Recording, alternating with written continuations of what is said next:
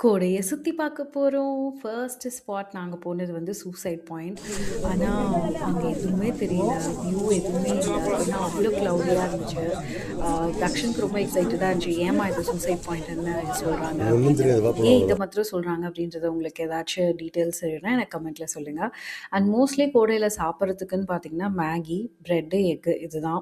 So இந்த பாட்டிக்கிட்ட நான் போயிட்டு ஒரு பிரெட் ஆம்லெட் குடுங்க அப்படின்னு கேட்டப்ப, அவங்க சொன்னாங்க 2 எக்கு போட்டுட்டு 2 பிரெட் போட்டு தருவேன் அப்படின்னா, அந்த கிளைமேட்க்கு நெறைய சாப்பிட்டுன்னே இருக்கணும் போல இருந்துச்சு. அதனால நான் அவங்க கிட்ட ஒரே ஒரு பிரெட் போட்டு தாங்க அப்படின்னும்போது, அவங்க அப்படியே கான்வர்சேஷன் பில்ட் பண்ணாங்க. அவங்களோட தோட்டத்த பத்தி பேசினாங்க, நாய் பத்தி பேசினாங்க, கோழி பத்தி பேசினாங்க.